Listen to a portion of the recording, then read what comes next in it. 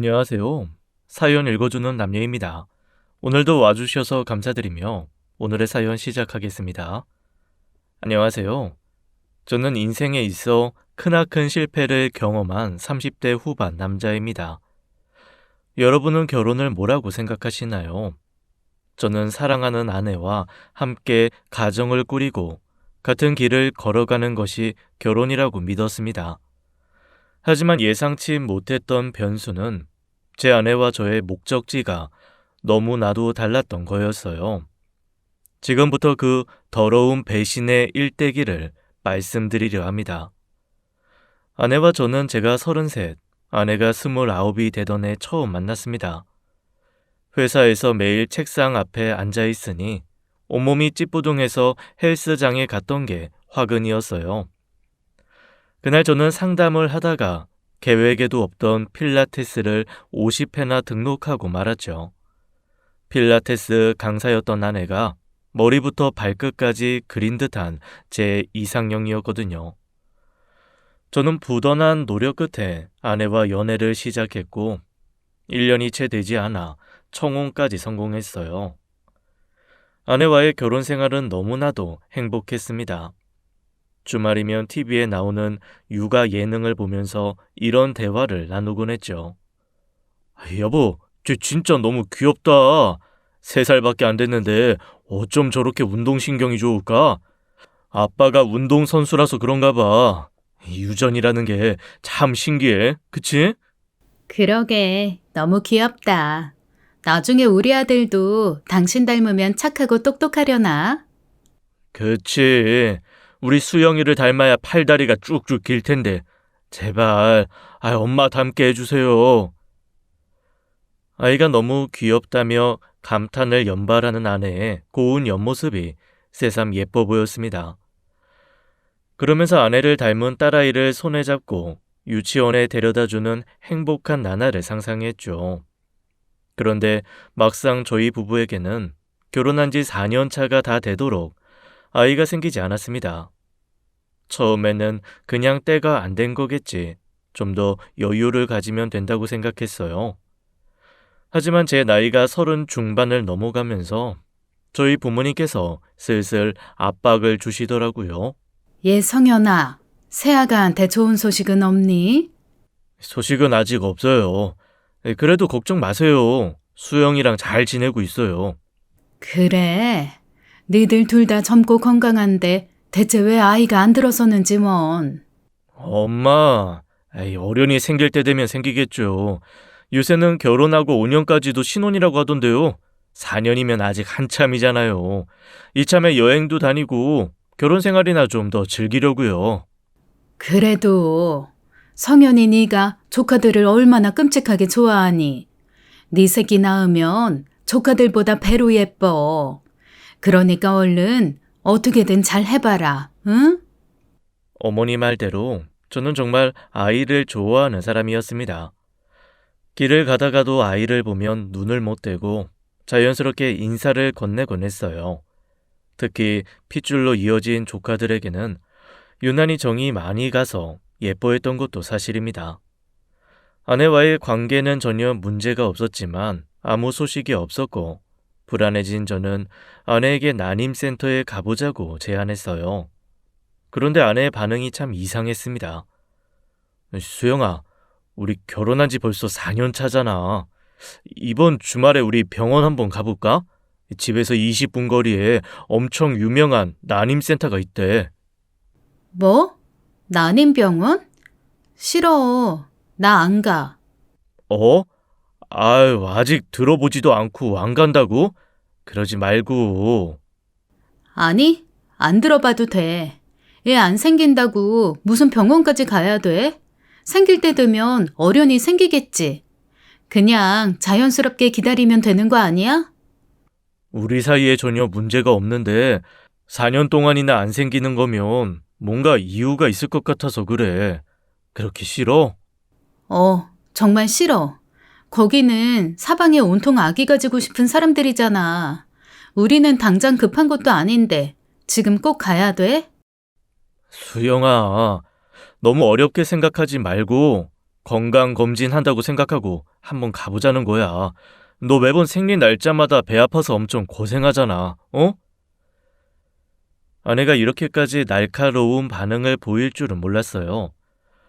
갑자기 무슨 버튼을 눌린 것처럼 신경질을 내더군요.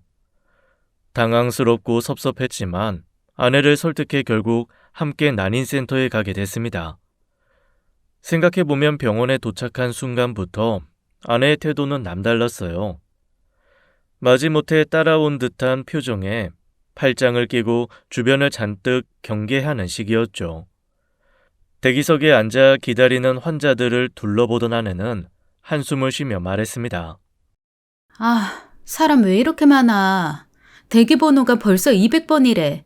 이 황금 같은 주말에 여기 와야 돼? 아, 여보, 조금만 목소리 낮추자. 여기 병원이잖아. 그렇게 아내를 어르고 달래 검사를 간신히 마치고 일주일이 지나 검사 결과를 들으러 진료실에 들어갔어요. 두 분 다 건강하십니다. 김성현 씨는 정자수며 운동성이며 완전히 정상 범주예요. 최수영 씨도 난소도 나이보다 훨씬 좋은 편이고요. 생식 능력에는 전혀 문제가 없어요. 그럼 혹시 특별히 신경 써야 할 부분이 있을까요? 특별한 문제는 없지만 스트레스 줄이시고 술, 담배는 당분간 멀리 해보세요. 배란기에 맞춰서 시도해보는 게 중요합니다. 특정 날짜를 지정해 드릴 테니까 부부가 함께 노력해보세요. 의사는 달력을 보면서 메모지에 3달치 날짜를 적어 건네더군요. 저는 메모지를 소중하게 받아들었지만 옆에 있는 아내는 아무런 반응도 보이지 않았습니다. 그렇게 병원을 나서는 길에 아내의 손을 잡으며 분위기를 풀어보려 했지만 아내는 힘없이 손을 뺐어요. 입을 꼭 다물고 있는 아내를 보자 제가 너무 제 입장에서만 밀어붙였나 싶더라고요. 저는 잠깐 외출하는 척 나가서 아내가 좋아하는 달달한 딸기 케이크와 레드와인을 사왔습니다. 이게 다 뭐야? 와, 맛있겠다. 언제 이런 걸 다 사왔어? 수영이가 좋아하니까 사왔지. 오늘은 그냥 우리 둘이 조용히 좋은 시간 보내자. 와인 한두 잔이 들어가고 달달한 케이크도 몇 입 먹으니 아내의 표정이 조금씩 부드러워졌어요. 저는 기회를 놓치지 않고 조심스럽게 물었습니다. 여보, 기분 상했어? 오늘 계속 기분 안 좋아 보여. 무슨, 내가 맨날 화만 내는 사람이야? 그런 거 아니야. 그러지 말고 솔직히 말해봐. 병원에서 뭔가 마음에 걸렸어? 아니면 너무 갑작스러워서 그래?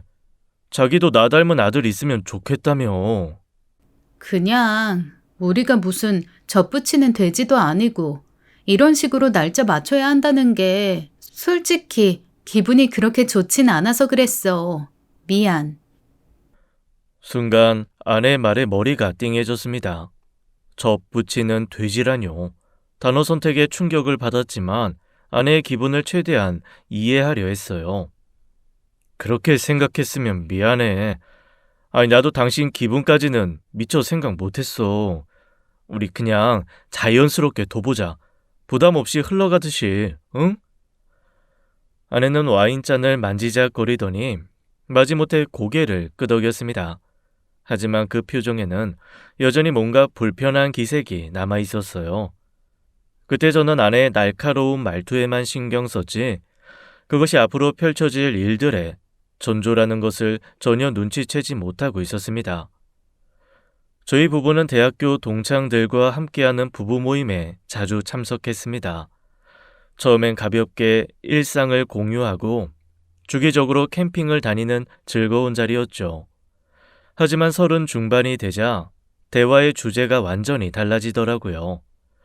언제부턴가 아이들이 함께하기 시작하면서 모임에서 오가는 대화는 온통 육아 이야기뿐이었습니다. 처음에는 그러려니 했지만 점점 모임이 낯설게 느껴졌어요. 대화의 흐름 속에서 자연스럽게 소외되는 기분이라 할까요? 그럴 때마다 누나네 조카들한테 더 마음이 가더라고요. 명절에 아이들이 좋아할 선물을 사러 장난감 코너를 돌아보고 있는데 아내가 갑자기 짜증을 내더군요. 여보, 이번 달에 당신 춥다고 벌벌 떨어서 보일러 엄청 틀었잖아. 가스비도 꽤 나올 텐데 조카들 장난감을 10만 원 넘게 사야 돼? 왜? 이거 내 용돈 모아서 사는 거야. 혜준이랑 제이 오랜만에 보잖아. 이제 와서 하는 말인데 당신 이렇게 조카들한테 유난 떠는 거 진짜 마음에 안 들어. 우리 애도 아닌데 왜 이렇게까지 해줘? 돈이 썩어나? 그게 무슨 소리야. 조카들이잖아. 오랜만에 보는데 외삼촌이 이 정도도 못해줘? 아, 됐어. 피곤하니까 그만해. 당신은 소중한 조카들 줄 장이나 봐. 나는 운동이나 갔다 와야겠다.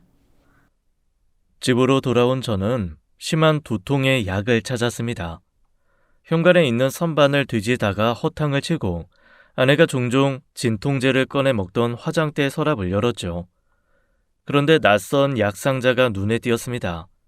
반쯤 비어있는 약 포장지에는 작은 알약이 2알만 남아있더군요. 이게 무슨 약인가 싶어 상자를 뒤집은 순간 손끝이 얼어붙었어요. 아내의 약은 매일 같은 시간에 먹는 경구 피임약이었습니다. 지금까지 아이가 생기지 못한 게 난임 때문이 아니라 아내가 의도적으로 피임을 하고 있었던 겁니다. 저는 아내가 돌아오길 기다렸다가 현관문을 닫자마자 약상자를 내밀었어요. 화사한 하늘색 운동복 차림의 아내는 제 손을 보고 인상을 확 찌푸리더군요. 아, 당신 내 서랍장 뒤졌어? 왜 말도 없이 내 물건에 손을 대고 그래? 수영아, 그게 문제가 아니잖아. 이 약 뭐야? 왜 이게 2알밖에 안 남은 건데? 뭐긴 뭐야. 경구 피임약이잖아. 그걸 묻는 게 아니잖아. 이거 요새 먹은 거야? 대체 왜? 그래, 최근에도 먹었지. 아니, 사실 우리 결혼식 전날부터 계속 먹었어. 아, 오빠. 이왕 이렇게 된 거 솔직하게 말할게. 나 사실 애 낳고 싶지 않아. 아이를 낳고 싶지 않다고? 그래서 결혼하고 계속 피임약을 먹었다고? 상의도 없이? 그래, 다시 말해줘? 애 낳기 싫다고. 내가 왜 힘들게 가꾼 몸 망쳐가면서 애를 낳아야 돼? 애들은 시끄럽고 귀찮고 통제도 안 되고 인생 피곤해지는 거 딱 질색이야. 아내의 짜증 섞인 목소리를 듣자 그제야 모든 게 이해가 됐습니다. 부부 모임에서 친구의 아이가 옷에 음료수를 흘렸을 때 아내의 얼굴에 잠시 스쳤던 불쾌한 표정이 떠올랐어요. 그리고 난임센터에 가자는 말에 보였던 유난히 신경질적인 반응도 생각났죠. 제 아내는 아이를 원하지 않았습니다. 그동안 제가 잘못했던 건 아내의 그런 의사를 눈치 없이 몰랐던 것이었어요. 그럼 약을 먹기 전에, 아니, 처음에 나한테 말이라도 했어야지. 난임센터 검사 결과 기다리면서 혹시 내 문제인가 고민했던 나는 매일 밤 전전긍긍하는 거 보면서 재밌고 즐거웠어? 아, 진짜. 왜 이렇게 몰아가? 내가 무슨 당신 힘든 거 보면서 좋아하는 사이코패스야? 내가 처음부터 애 안 낳는다고 하면 당신이 나랑 결혼했겠어? 우리 둘이 그냥 행복하게 살다 보면 당신도 자연스럽게 애 생각이 점점 덜할 줄 알았다고. 정말 그 이유야? 그래서 몇 년 동안이나 나 몰래 피임약을 먹어왔다고? 그것도 애들 보면 너무 귀여워하는 척, 좋아하는 척 속이면서? 왜 그런 식으로 말해? 속인 게 아니라 어쩔 수 없었던 거잖아. 그럼 애들 보면서 아, 정말 시끄럽고 귀찮다. 다른 데 가자. 이렇게 말했어야 해? 어쩔 수 없었다고? 그럼 결혼도 어쩔 수 없이 한 거야? 나랑 미래를 만들어갈 생각은 한 번이라도 했냐? 당신 후회할 짓 하지 마. 지금 말 다 했어? 아니, 다 안 했어. 왜? 또 나랑 싸웠다고 성북동 처갓댁 가려고 그러지? 근데 가서 장인어른께 뭐라고 하게. 난임병원까지 가놓고 당신이 피임약 몰래 먹어서 다퉜다고 네 입으로 말할 수 있겠어? 그래, 그러자고. 이참에 우리 어머니한테도 다 사실대로 얘기하면 되겠네. 그건 아니지. 아니, 우리 둘 일인데 왜 어머님한테까지 얘기를 해? 됐어. 그만 얘기해. 아내의 눈을 보는 그 순간 저는 처음으로 이 결혼이 틀렸다는 생각이 들었어요. 우리는 같은 미래를 바라보지 않는 사람들이었습니다. 말문이 막히자 캐리어에 닥치는 대로 짐을 챙긴 아내는 말도 없이 집을 나갔습니다. 서로 연락 한 통 없이 시간이 흘렀고 주말 아침 장모님에게서 전화가 걸려왔어요. 김서방, 수영이가 금요일부터 우리 집에 있네. 속이 얼마나 상했으면 친정까지 왔겠나. 자네가 와서 풀어줘야 하지 않겠소? 장모님은 좋게 말하면 직설적이고 나쁘게 말하면 물색 없이 하고 싶은 말을 뱉는 성향이 있었어요. 늘 누구 사위는 뭘 해줬다더라, 누구는 공무원인데 이번에 4급으로 승진했다더라며 비교를 하곤 했죠.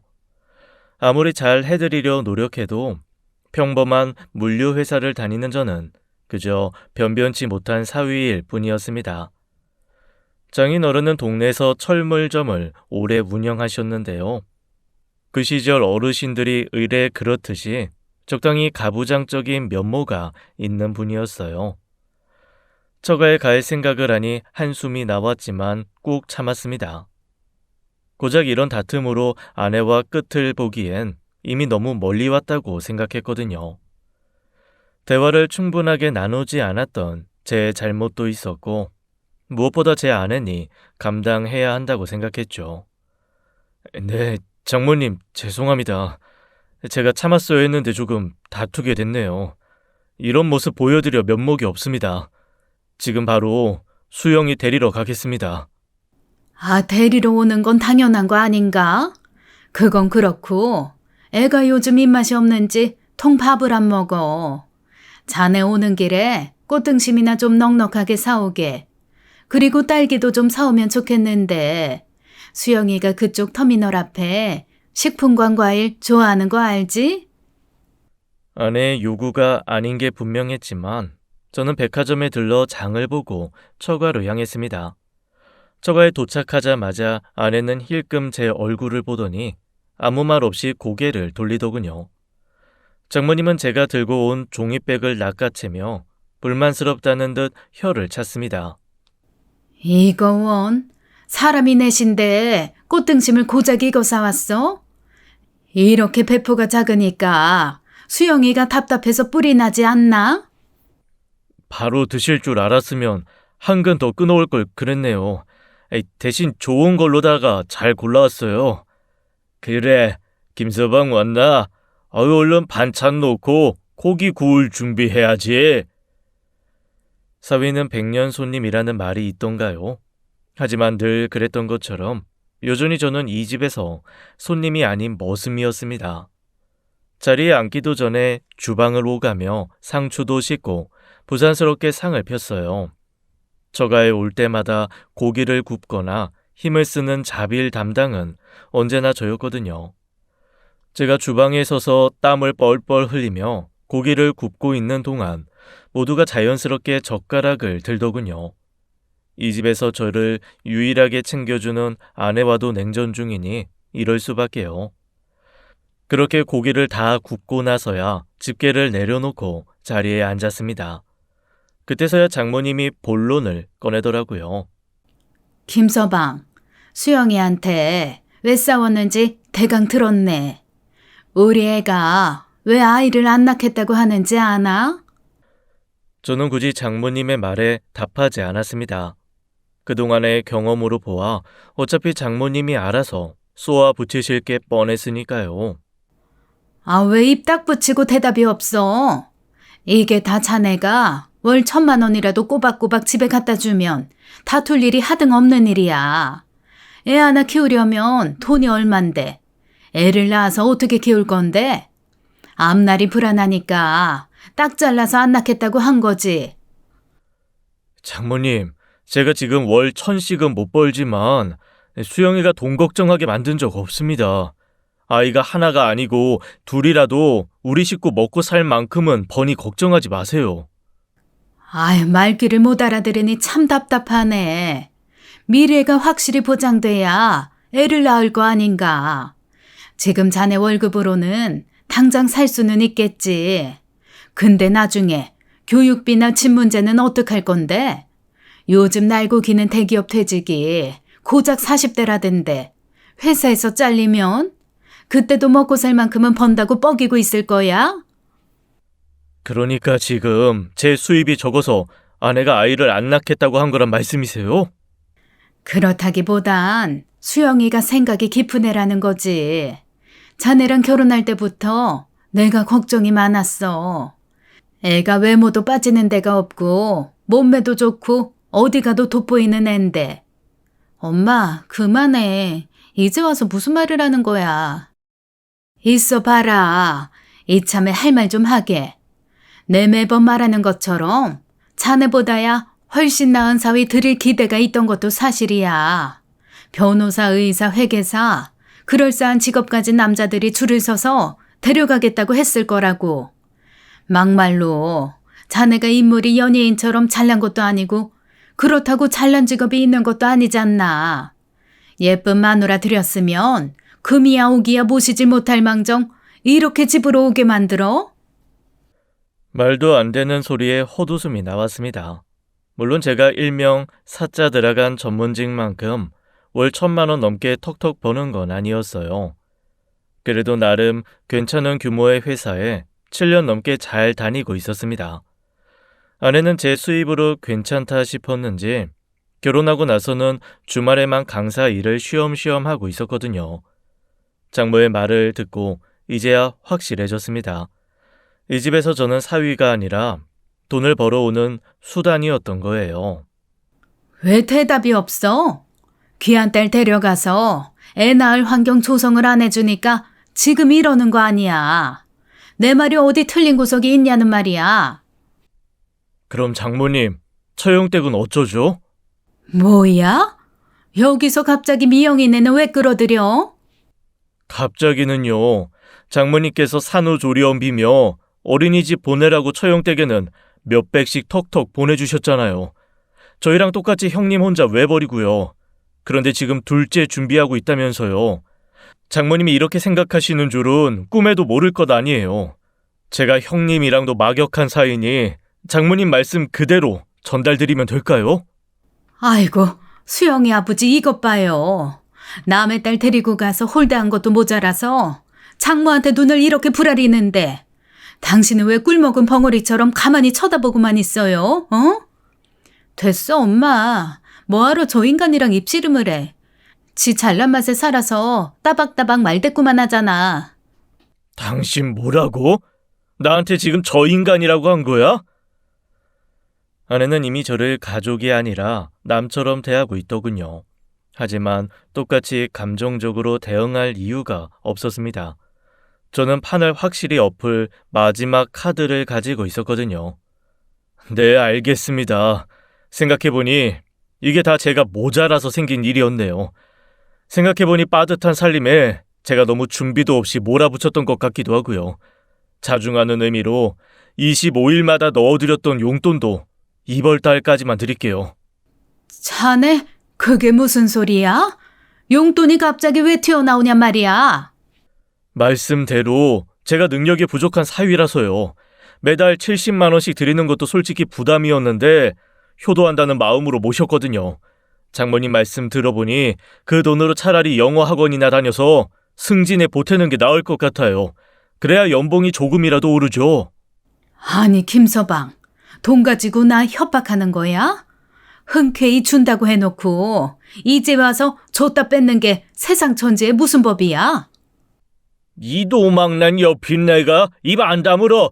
저놈의 혀를 또 함부로 놀려서 따박따박 들어오는 용돈까지 끊기게 생겼네.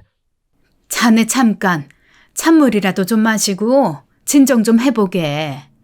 방금은 내가 너무 흥분해서 그런 거야. 우리 사이에 돈 가지고 그렇게 야박하게 구는 건 아니지 않나? 그래, 사람이 살다 보면 이런 일 저런 일 있는 거지. 그렇다고 갑자기 이렇게 못 자르듯이 끊는 건 좀 심하지 않겠어? 저희 결혼한 지 이제 4년입니다.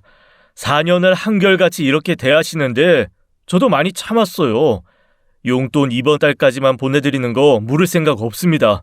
수영이는 당분간 여기 있는 게 좋겠네요. 감정 좀 추스르면 집으로 보내주세요. 장모님은 당황한 얼굴로 저를 붙잡으려 했지만 저는 한치의 망설임도 없이 현관문을 열었습니다. 저는 그 순간에도 바보같이 기대를 했던 것 같아요. 아내가 마지막 순간이라도 나를 붙잡지 않을까, 미안하다고 하지 않을까 하는 헛된 희망이었죠. 하지만 아내는 끝까지 움직이지 않고 저를 쏘아보더군요. 그게 아내의 생각이며 대답이었어요. 저는 조용히 문을 닫고 그 집을 나왔습니다. 그렇게 새벽에 홀로 일어나 출근 준비를 하던 중 전화벨이 요란하게 울렸습니다. 아내로부터 온 전화였죠. 저는 심호흡을 크게 쉬고 전화를 받았습니다. 당신 진짜 제정신이야? 어제 우리 엄마한테 무슨 짓을 한 거야? 아침부터 왜 소리를 질러? 무슨 짓이라니? 모르는 척 하지 마. 우리 엄마한테 바락바락 대들었잖아. 엄마가 많이 화가 나셔서 달래느라 애먹었어. 나도 너무 황당해서 어제 한숨도 못 잤고. 그래? 그럼 장모님이 내 수입 가지고 뭐라 하는 건 괜찮고 나는 반박하면 안 되는 거야? 아니, 그게 아니라 당신 태도가 글러먹었잖아. 어른이 말씀하시면 그냥 듣고 넘어갈 수도 있는 거 아니야? 엄마도 화났고 나도 기분 나빴다고. 그래서 말하는 거야. 그래서 뭐? 장모님한테 가서 다시 사과라도 하라고? 됐어. 사과 받을 생각도 없고 지금은 당신 얼굴 보기도 싫어. 당분간 집에 안 갈 거니까 그렇게 알아. 그렇게 전화를 끊은 아내는 그날도 그 다음 날도 집으로 돌아오지 않았습니다. 그날 이후로 저는 술을 마시지 않으면 잠들 수 없었어요. 머릿속이 너무 복잡해서 술이 없으면 도저히 견딜 수 없었거든요. 나흘이나 지났을까요? 거실 소파에 앉아 소주 뚜껑을 열면서 문득 생각했습니다. 행복한 미래를 꿈꿨던 결혼 생활이었는데 대체 어디서부터 어긋났던 걸까 곰곰이 생각해봤죠. 아내를 닮은 아이를 갖고 싶다는 평범한 바람이 그저 욕심이었나 싶어 너무 씁쓸하고 괴로웠습니다. 그렇게 아내가 집을 나간 지 일주일째 되던 주말이었습니다. 숙취로 지끈거리는 머리를 부여잡고 물을 마시려는데 휴대폰이 짧게 울리더군요. 화면을 확인하니 단 한 줄의 문자가 떠 있었습니다. 우리 그만하자. 순간 손끝이며 발끝이 기분 나쁘게 저릿해졌어요. 눈앞에서 글자가 둥둥 떠다니는 것 같고 속이 메스꺼워서 손으로 벽을 짚어야 했어요. 몇 초간 화면만 바라보다가 결국 전화를 걸었습니다. 너 이게 무슨 뜻이야? 그만하자니 뭘 그만해? 말 그대로야. 이쯤에서 이혼하고 갈라서자는 거야. 아내의 목소리는 담담했습니다.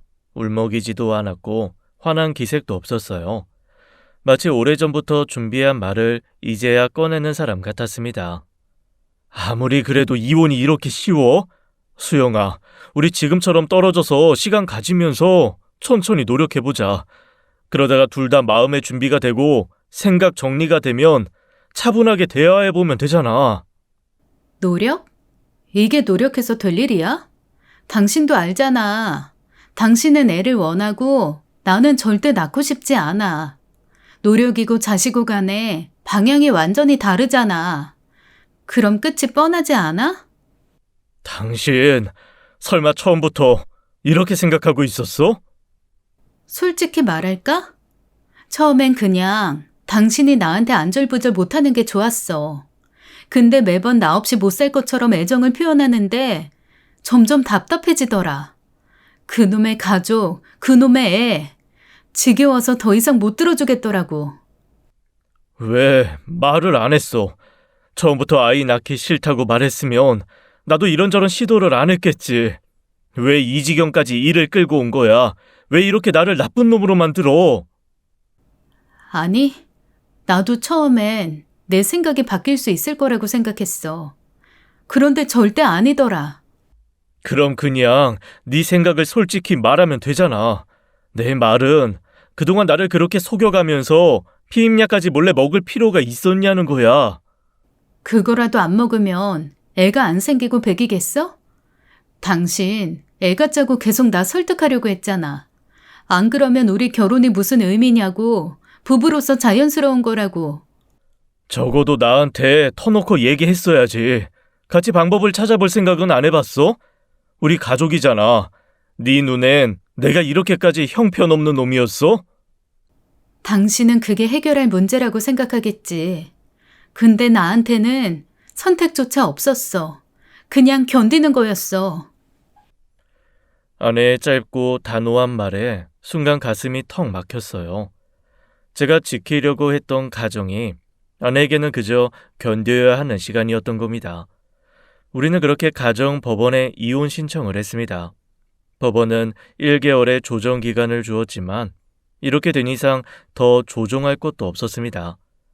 가정법원에서 조정 기간을 통보받고 돌아온 날, 집안은 예상보다 훨씬 더 적막했습니다. 누군가가 떠났다는 사실이 피부로 와닿기 시작한 거죠. 밤마다 덩그러니 헝한 침대에 혼자 앉아서 밥을 우겨 넣는 식탁의 적막함, 무심코 두 사람 몫의 수저를 챙기려다 멈추는 순간들까지요. 그렇게 조용한 나날이 이어지던 어느 날이었습니다. 옷장을 정리하다가 무심코 집어든 작은 쇼핑백이 눈에 들어왔습니다. 쇼핑백 안에 있는 작은 상자를 열어보는 순간 시원한 겨울바람 같은 향이 코끝을 스쳤죠. 몇 달 전이었을까요? 아내와 함께 백화점에서 시향했던 고급 남성 향수였습니다. 이거 향 진짜 좋다. 완전 내 취향인데? 내 남자한테 이런 향기 났으면 좋겠다. 그래? 아이 그렇게 좋아? 그럼 이참에 하나 사서 뿌리고 다닐까? 근데 너무 비싸. 소모품인데 30만 원 넘는 건 좀 그렇지 않아? 그냥 나중에 사야겠다. 그날 아내가 망설이다가 결국 돌아섰던 모습이 선명하게 떠올랐습니다. 옷장에 숨겨놓은 걸 보니 아마도 결혼기념일 선물로 몰래 준비해 두었던 거겠죠. 향이라는 건 어찌나 빠르게 기억을 끄집어내던지요. 상자를 손끝으로 매만지자 연애 시절 아내의 모습이 떠올랐습니다. 당시 아내는 사랑스럽고 따뜻하고 누구보다도 예뻤거든요. 그때였습니다. 현관 초인종이 울려 문을 열자 한동안 보지 못했던 아내가 서 있었습니다. 눈은 퉁퉁 부어 있었고 손에는 구겨진 휴지 뭉치가 쥐어져 있었어요. 이렇게 아침 일찍 무슨 일이야? 당신 울어? 여보, 나 이혼 못하겠어. 당신 없이 못 살겠어. 내가 잘못했어. 제발 우리 다시 시작하면 안 될까? 일단 들어와. 다른 집 사람들 다 깨겠어.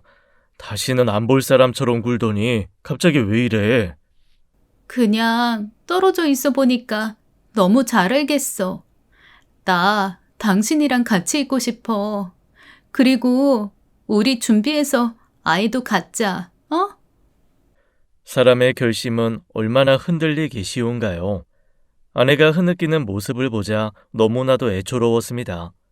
그러면서도 아이를 갖고 싶다는 말을 듣는 순간 머릿속이 복잡해졌어요. 며칠 전까지만 해도 아이가 싫다고 진저리를 치던 사람이 갑자기 이렇게 손바닥 뒤집듯이 아이를 원한다고요? 수영아, 너 갑자기 왜 그래? 진심이야? 진심이야. 당신 닮은 아이 낳으면 다시 날 사랑하지 않을까 싶어서. 그 순간 심장이 덜컥 내려앉았습니다.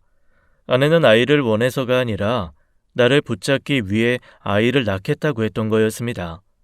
그럼에도 불구하고 제 안에서 무수한 감정이 피어올랐습니다.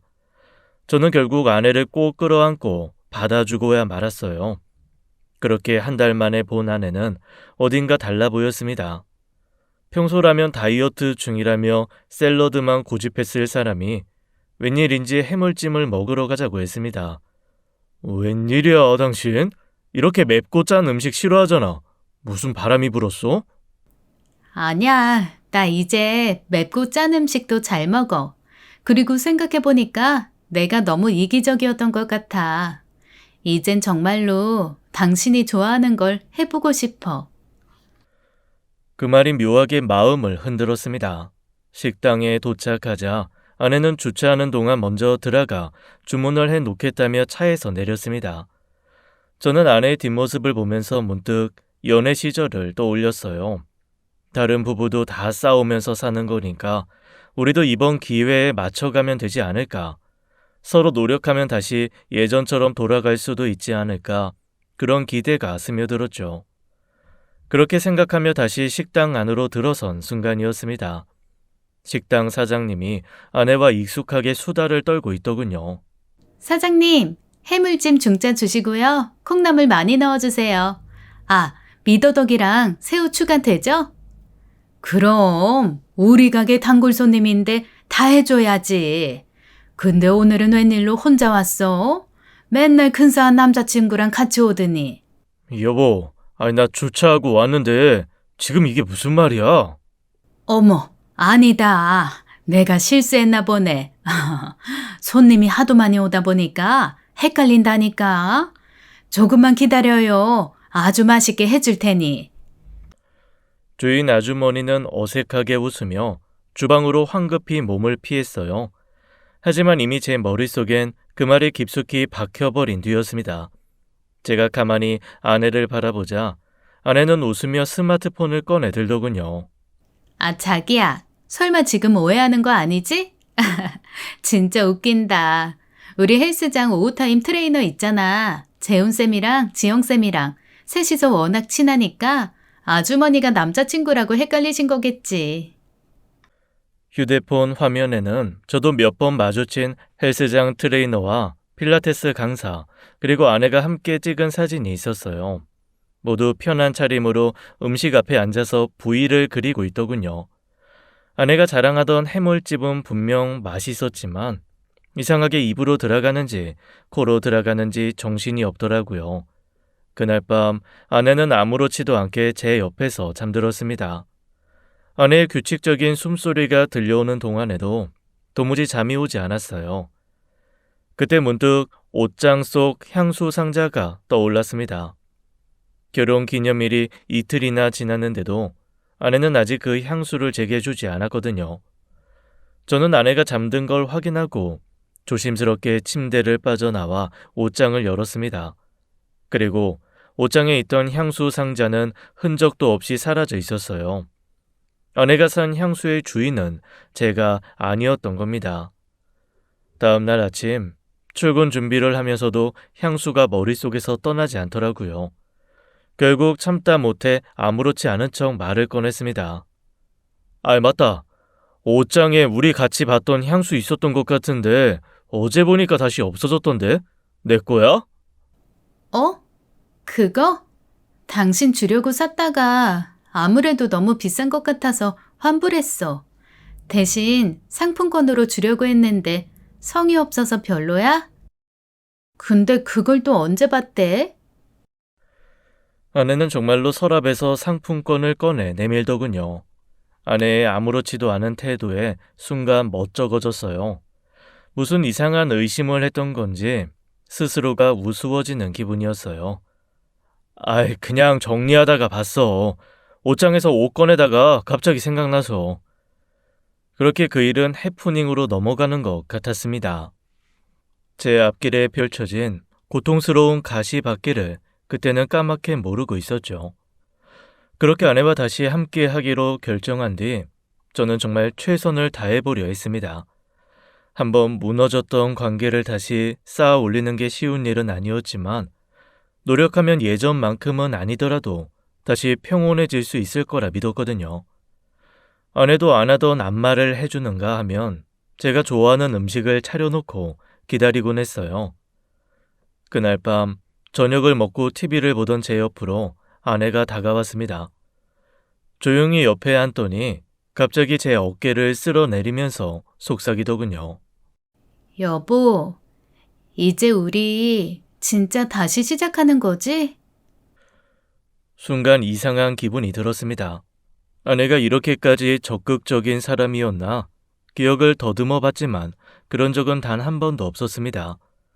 저는 피곤한 척 웃으며 아내의 손을 천천히 밀어냈습니다. 그 순간 아내의 표정이 단번에 굳어지더군요. 당신 지금 나 밀어낸 거야? 그런 거 아니고, 오늘은 정말 피곤해서 그래. 우리 너무 조급하게 생각하지 말자. 아직 감정 정리할 시간도 필요하잖아.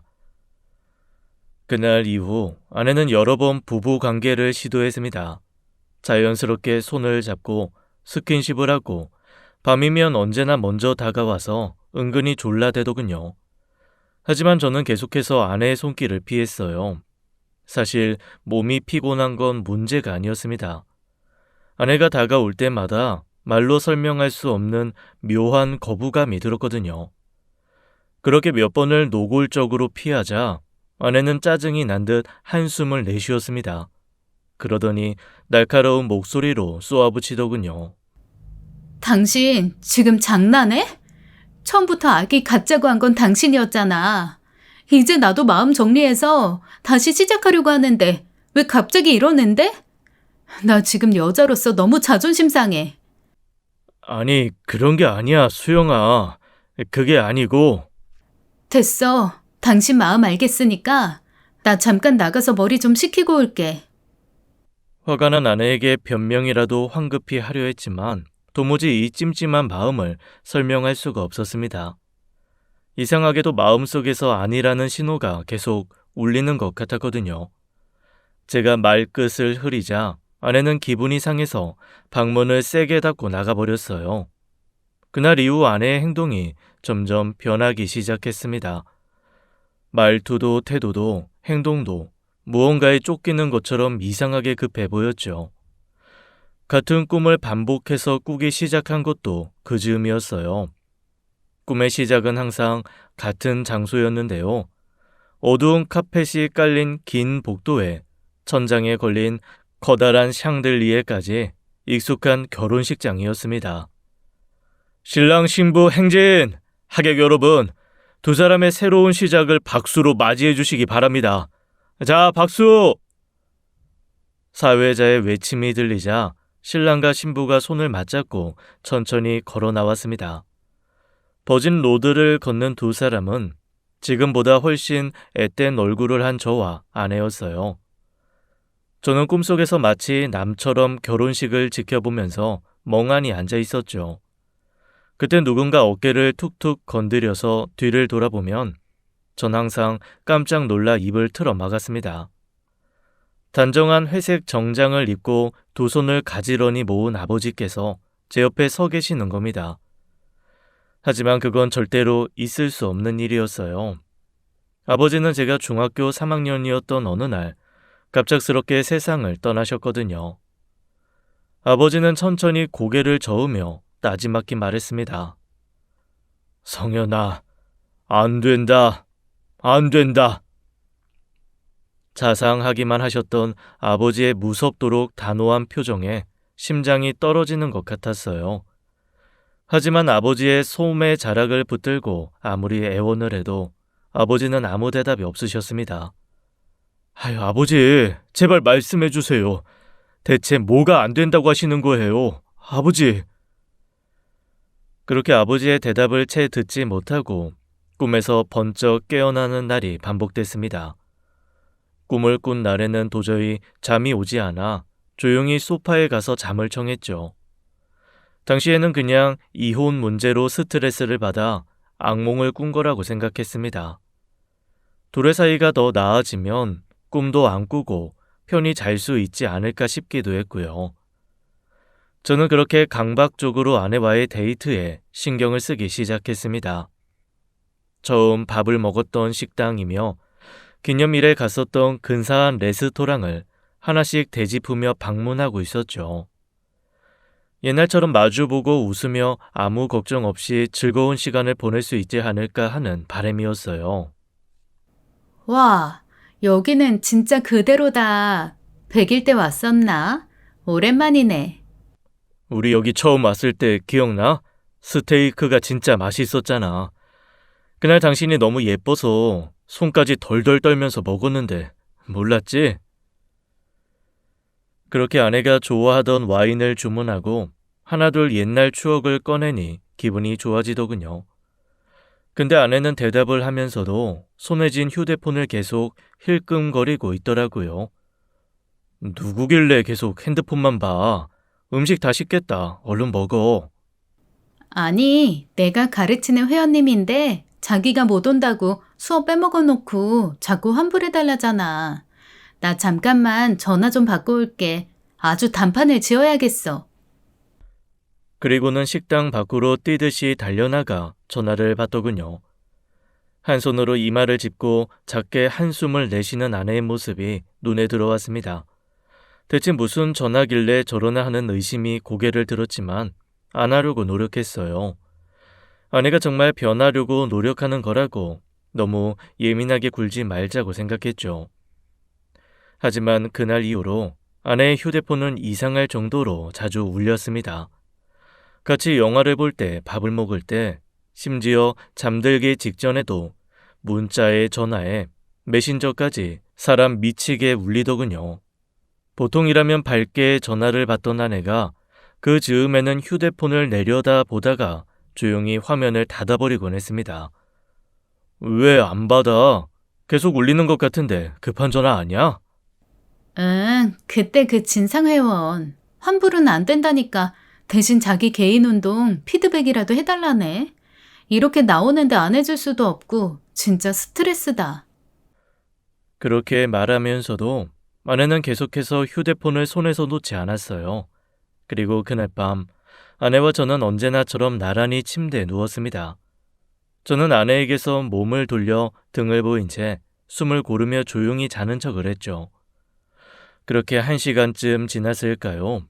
아내는 조용히 침대를 빠져나가 집을 나갔습니다. 겁이 나서 아내에게 묻지도 못하면서도 대체 누구를 만나고 있을지 계속 상상하는 제 자신이 끔찍하게 싫었어요.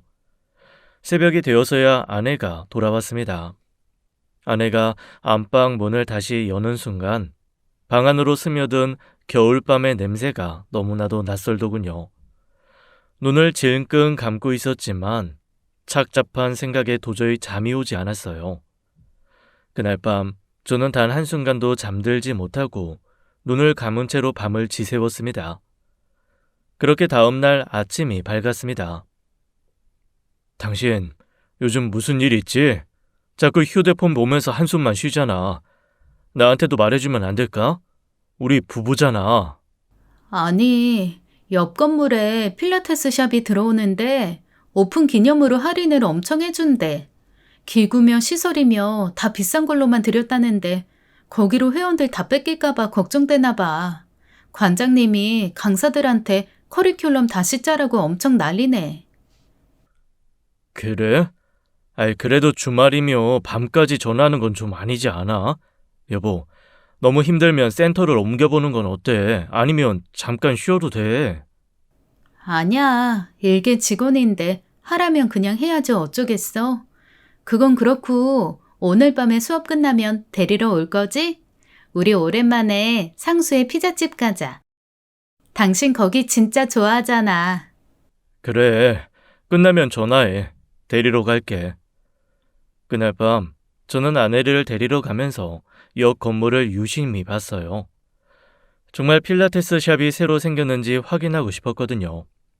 외벽에 크게 걸린 오픈 할인 현수막을 보는 순간 긴장이 탁 풀리며 지금 뭐 하는 거지 싶더라고요. 이런 것까지 확인해야 안심하는 스스로가 한심했습니다. 지금 생각하면 정말 바보 같았지만 그때는 괜한 의심으로 관계를 망치고 싶지 않았던 것 같아요. 이미 한번 무너졌던 관계였으니까요. 가정을 지키고 싶기도 했고 아내를 믿기로 했으니 더 이상 쓸데없는 의심은 하지 않기로 스스로 다짐하기도 했고요. 그런데 그 결심이 흔들리는 데는 그리 오래 걸리지 않았습니다. 며칠 뒤 거실에서 예능 프로그램을 보고 있는데 아내의 휴대폰이 요란하게 울렸습니다. 아내는 화면을 확인하더니 아무렇지 않은 표정으로 전화를 끊었습니다. 관장님 전화라며 안 받아도 돼? 주말까지 진짜 너무하네. 아니야, 스팸인가 봐. 번호가 어디 유출됐는지 여론조사 전화가 미친 듯이 오네. 오빠, 저거 봐. 진짜 웃기다. 그치? 그렇게 시간이 30분쯤 흘렀을까요? 아내가 갑자기 자리에서 일어나더니 서둘러 외투를 걸쳤습니다. 여보, 나 저녁거리 장 좀 봐와야겠다. 새벽 배송 시킨다는 걸 깜빡했네. 당신 좋아하는 불고기거리 좀 사올게. 이 시간에? 아이, 당신 힘들잖아. 나 배도 별로 안 고파. 이따가 시켜 먹든가 하자. 아니야, 양파도 그렇고 똑 떨어져서 그래. 나 혼자 얼른 후루룩 다녀올게. 그 말을 듣는 순간 어딘가 단단히 잘못됐다는 생각이 문득 들었습니다. 평소라면 편의점에서 과자 하나 살 때도 귀찮다며 같이 가자던 사람이 이 늦은 밤에 혼자 장을 보러 나가겠다는 게 영 이상했거든요. 현관문 너머로 아내의 발소리가 멀어지는 소리가 들리자 저는 조용히 배까지 세웠습니다. 그리고 소리 없이 문을 열고 1층으로 향했죠. 공동 현관을 지나 주위를 둘러보자 아내는 외투 앞섭을 여미며 빠른 걸음으로 단지를 가로질러 가고 있어서요. 저는 발소리를 죽이며 뒤따라갔습니다. 아파트 옆 단지의 작은 놀이터, 가로등 불빛이 희미하게 깔린 정자 아래에 아내가 서 있더군요. 그때 저 멀리서 키가 큰 남자가 다가오더니 자연스럽게 옆자리에 앉았습니다. 단순히 지인일 수도 있겠다고 생각했지만 다음 순간 들려온 아내의 목소리가 그 가능성을 단번에 지워버렸어요. 야, 박재훈, 너 미쳤어? 우리 완전히 끝났잖아. 여기까지 찾아오면 어쩌자는 거야? 수영아, 나도 답답해서 그래. 네가 센터도 말없이 그만두고 자꾸 내 연락을 피하잖아. 돌아버리기 직전인데 집이건 어디건 안 쫓아오게 생겼냐고. 익숙한 중저음을 듣는 순간 온몸에 피가 차게 식는 것 같았습니다. 그 남자는 아내가 일하는 센터의 헬스 트레이너였어요. 남자의 이름은 박재훈. 아내를 데리러 가면 항상 싹싹하게 인사를 건넸었죠. 등줄기에 소름을 돋게 만드는 차가운 겨울바람이 나뭇가지를 흔들며 지나갔습니다. 그 정막을 깨는 건 아내의 까칠한 목소리였어요. 제발 목소리 낮춰서 조용히 좀 말해. 이 단지에 보는 눈이 얼마나 많은데. 대체 왜 온 거야? 아니 너 그렇게 도망치듯이 그만두고 바로였나? 내가 최근에 너무 재밌는 얘기를 들었거든. 이대로 끝낼 수가 없겠더라고. 내가 누구 때문에 그만뒀는데 그깟 얘기나 하려고 여기까지 온 거야? 야, 이 나쁜 자식아. 이혼하면 네가 다 책임진다고 살살 꼬시다가 갑자기 내뺀 게 누군데. 내가 그렇게 울고불고 붙잡아도 마음이 식었다느니 여기까지라느니 손 긋다가 이제 와서 왜 또 이러냐고. 아이고, 우리 수영이 많이 억울했어요. 미안. 그땐 내가 이걸 몰라서 그랬지. 대체 뭘 몰랐다는 거야? 알아듣게 좀 얘기해. 아니, 네가 이혼까지 생각할 줄은 몰랐다고. 그냥 남편이랑 지겹다고 해서 적당히 만나준 건데 점점 깊어지는 것 같아서 무서웠거든. 뭐? 이 나쁜 새끼. 지금 고작 그 말하려고 여기까지 찾아온 거야? 너 돌았어? 아무리 생각해도 돌았던 게 분명한 것 같아. 나 너랑 만날 때 진짜 머리에 총 맞았었나 봐. 결혼도 안 한 어린 여자들, 몸매 좋은 애들이 널렸는데 굳이 유부녀? 아니지. 이혼녀를 평생 책임져야 된다고? 그게 뭔 형벌이 아니면 뭐냐?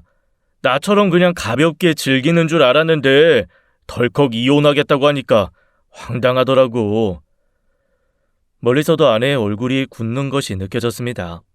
악마 같은 상간남은 그런 아내의 반응이 우습다는 듯 비웃더군요. 이걸 몰랐다는 게 아니고 진짜 대박은 이거지. 너 임신했다며? 2달 좀 안 됐다고 하던데. 뭐? 무슨 개소리야. 누가 임신을 해? 내가? 네, 네가요. 산부인과에도 들락거리고 수업하다가 입덧 때문에 몇 번을 토했다던데 와, 너 진짜 무섭다. 그래서 그렇게 갑자기 그만둔 거구나. 누가 그래? 내가 임신했다는 증거 있어? 너 이거 지금 모욕죄야. 알아? 수영아, 네 회원이 내 회원이기도 한 거 몰라? 숨기고 싶었으면 끝까지 꽁꽁 숨겼어야지. 그리고 이건 소문이 너무 금방 나더라고. 근데 그 애 아빠, 나 맞지? 닥쳐. 애 아빠 내 남편이야. 개소리 하지 마. 야, 진짜 구라치지 마. 네 남편 새끼가 요새 계속 슬슬 빼서 최근에 잔 적도 없다고 징징거렸잖아. 근데 그럼 오늘이라도 급하게 자야 하지 않겠냐? 애는 점점 커가는데 무슨 8개월 만에 갑자기 나왔다고 우기게? 정 안 되겠으면 남자 유혹하는 페로몬 향수라도 뿌리고 남편한테 들이대보던가. 진짜 역겨운 소리만 한다. 잠시나마 너 같은 인간 쓰레기를 좋아했던 내가 병신이지. 야, 박재훈. 네가 진짜 사람이야? 이 쓰레기 새끼야. 와, 이제 나한테 도덕적 잣대 들이대는 거야? 남편 속이고 다른 남자애를 떠넘기겠다는 년이? 와, 이거 현대폰 뻐꾸기 아니냐? 탕란이라고 하나? 내씨 받아서 애먼 사람이 키우는 거 아니야. 네 남편도 진짜 불쌍하다. 아내는 아무 말도 없었습니다. 어깨가 들썩이는 걸 보니 울고 있는 것 같더군요. 그 순간 혈관 속 피가 끓어오르는 느낌이었습니다. 아내가 그렇게 집착하듯 부부관계를 시도했던 이유를 이제야 이해했어요. 뱃속의 아이를 제 아이로 둔갑시키려는 거였죠. 근데 말이야, 수영아. 나는 진짜 신경 안 쓰려고 했거든. 근데 생각해보니까 좀 억울해서 찾아온 거야. 미친 새끼. 뭐가 억울하다는 거야? 에이, 임산부가 그렇게 입이 험해서 쓰나. 애가 다 듣는데. 아니, 그 애가 진짜 내 자식이면 나도 내 몫을 좀 챙겨야 하지 않나 싶어서. 현금으로 5천만 원 줘. 그럼 입 싹 닫고 아무한테도 아무 말 안 할게. 야, 오천이 무슨 누구 집 개 이름이야? 너 미쳤어? 못 주겠으면 내가 직접 네 남편 회사 찾아가서 얘기할까? 남편한테 알려주는 김에 센터 회원들한테도 말하면 재밌겠다. 그치? 강사라는 년이 얼마나 더럽게 놀았는지, 왜 인사도 안 하고 그만뒀는지 회원님들도 아셔야지. 아무리 그래도 5천은 안 돼. 내가 다시 연락할 테니까 다시 얘기해. 그 대신 한 번만 더 나랑 내 남편 앞에 나타나면 가만 안 둬?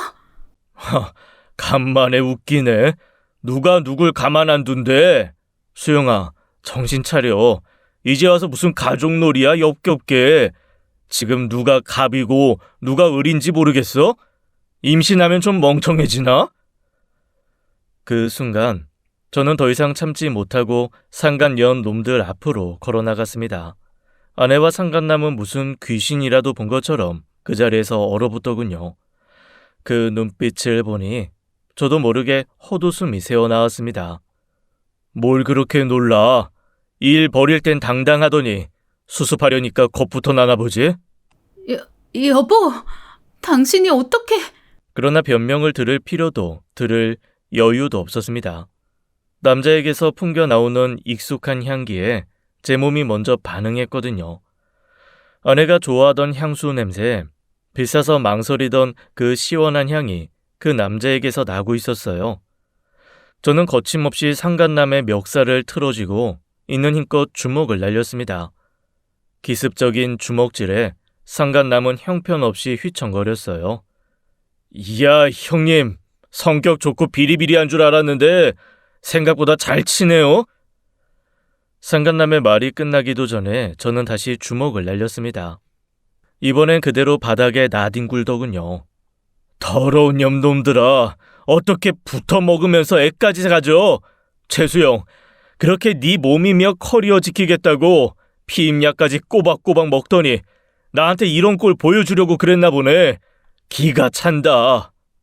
여보, 아니야. 오해하지 마. 당신이 생각하는 그런 거 아니야. 내 말 좀 들어봐, 어? 제 어깨에 아내의 손길이 닿는 순간 저도 모르게 반사적으로 아내의 뺨을 올려붙였어요.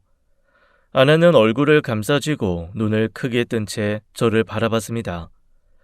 눈물 자국이 번진 얼굴이 처참해 보였지만 거짓말처럼 아무런 감흥도 없었어요. 동정도 연민도 미련도 그 아무것도 남아있지 않았습니다. 이미 아내라는 여자에게 정남이가 다 떨어진 상태였으니까요. 넌 뭐야? 대체 무슨 생각이었어? 동대문에서 옷 택갈이 하는 것처럼 애 아빠를 갈아 끼우려고 한 거야? 택갈이라니. 여보, 그런 말 하지 마. 제발.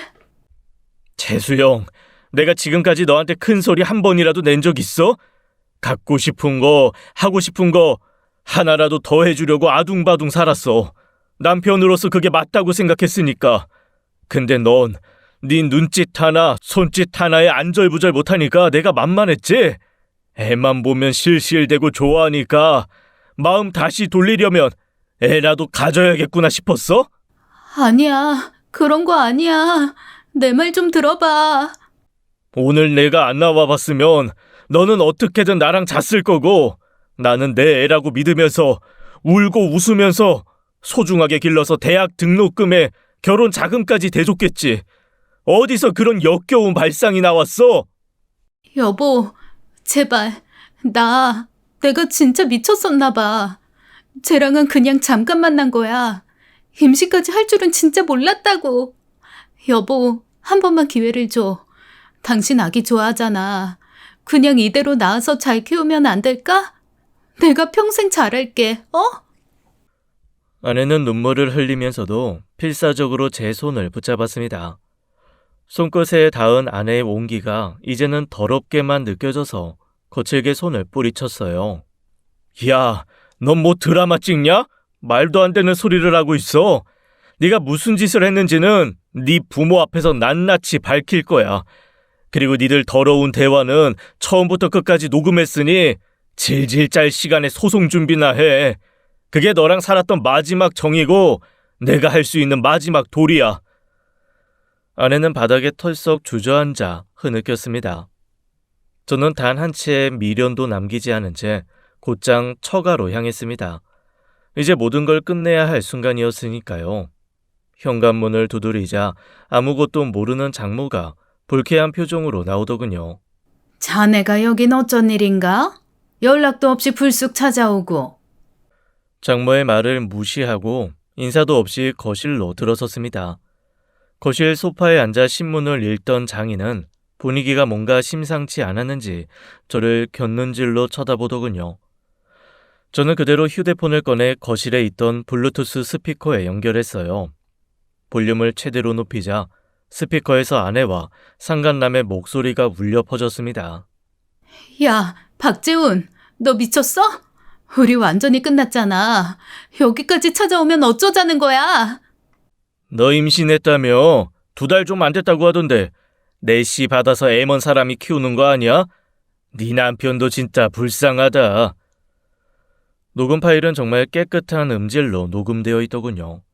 처음엔 의아한 표정이던 장인이며 장모의 얼굴이 점점 굳어갔습니다. 이게 대체 무슨 소리야? 아이 아무리 들어도 우리 수영이 목소리가 맞는데 그러면... 장인이 중얼거리며 저를 바라봤습니다. 그러더니 갑자기 손에 들고 있던 리모컨을 세게 내던지더군요. 리모컨은 거실 테이블을 강하게 치며 튕겨나갔습니다. 재수영! 정신 나간 년 어디 있어? 이게 다 사실이야? 아니야, 아니겠지. 우리 수영이가 이럴 리가 없는데. 하지만 반박할 수 없는 증거가 거실 한가운데서 울려 퍼지고 있었습니다. 저는 천천히 자리에서 일어나 장인과 장모의 얼굴을 마주 보았어요. 들으셨죠? 저 당신네 딸이랑은 더 이상 못 삽니다. 상간소송, 이혼소송 둘 다 대형 로펌에 제대로 맡겨서 둘 다 벌받게 할 거고요. 소송 비용이 꽤 들 테니 형님한테 받든가 하세요. 형님 집에 돈 많이 퍼주셨잖아요. 이제 효도 좀 받으셔야죠. 이혼? 소송? 수영이한테 직접 들어보지도 않고 그렇게 막 결정할 일이야? 이런 건 어디서 난 거야? 이거 불법 녹음 아니야? 수영이한테 직접 들으실 필요 없습니다. 제가 직접 녹음했으니까요. 잘 아시네요. 동의 없는 녹음은 불법이죠. 근데 당신들 따님께서 무려 아파트 단지 놀이터에서 공공연하게 저렇게 소리를 지르는데 공공장소에서 녹음하는 건 불법 아닌 거 아시죠? 김서방, 자네 진짜 제정신이야? 연락도 없이 처가에 쳐들어와서 어디다 대고 법 우는이야? 아니요. 아쉽게도 제 정신은 너무 멀쩡합니다. 사생활 침해죄로 벌 받아야 되면 저도 달게 받겠습니다. 근데 수영이는 법정에서 제 변호사랑 이야기하게 될 겁니다. 그 말을 끝으로 저는 거실 한가운데서 깊이 허리를 숙여 큰 절을 올렸습니다. 그동안 성에 안 차는 사위 참느라 고생 많으셨고요. 앞으로 다시는 마주치는 일 없도록 하겠습니다. 뭐? 김서방, 이렇게 가면 어떡하나? 얘기는 마무리를 하고 가야지. 김서방! 그렇게 저는 로펌의 도움을 받아 소송에서 완벽하게 승소했습니다. 박재훈과 아내, 두 사람 모두 제가 각각 걸었던 상간소송에서 법의 심판을 피하지 못했죠. 아내는 소송장을 봤던 날 제가 회사에 있던 시간에 집에 들어와 조용히 짐을 싸들고 나갔습니다. 그 이후로 처가 식구들은 물론 아내까지 단 한 번도 저에게 연락하지 않았어요. 위자료가 꽤 나왔지만 두 년놈들이 어떻게 지지고 볶든 이제는 제가 상관할 바가 아니었죠. 그런데 장소에서 느껴지는 추억이라는 건 참 기묘한 것이더군요. 아내와의 신혼집에 홀로 앉아있다 보면 가끔은 쓸데없는 장면들이 떠오르곤 했습니다. 크리스마스에 함께 꾸미던 트리, 생일에 몰래 준비했던 작은 이벤트, 여름날 빗속을 뛰어 아이스크림을 사러 가면서 낄낄대던 순간들까지. 하지만 결국 제가 그토록 믿고 함께 미래를 꿈꿨던 사람에게서 돌아온 건 거짓말과 기만, 그리고 상간남의 아이를 제 아이로 둔갑시키려던 배신이었습니다. 더 이상 이런 감정에 흔들리고 싶지 않은 저는 결국 이사를 결심했습니다. 어머니가 계시는 본가 근처로 돌아가 새로운 직장으로 이직하면서 완전히 새로운 삶을 시작하기로 했죠. 이삿짐을 싸다 문득 거울을 보니 예전보다 살이 조금 빠졌지만 표정은 더 단단해 보이더군요. 거울에 비치는 저를 마주하니 이제야 어렴풋이 알 것 같았습니다. 가정을 꾸린다는 건 서로를 믿고 험난한 길을 헤쳐나가는 과정이었어요. 그런데 저는 함께 뛸 사람을 잘못 골랐던 겁니다. 제 인생의 한 장이 완전히 끝났다는 걸 실감하며 저는 아내와의 추억까지 남김없이 버리고 나왔습니다. 저는 아직 너무 젊고 제 인생이라는 길에 필요한 건 2인 삼각이 아닌 혼자 하는 달리기니까요. 이제는 정말 행복해질 겁니다. 지금까지 사연 읽어주는 남녀였습니다. 끝까지 함께 해주신 여러분 감사드리며 저희는 다음 사연으로 돌아올게요. 감사합니다.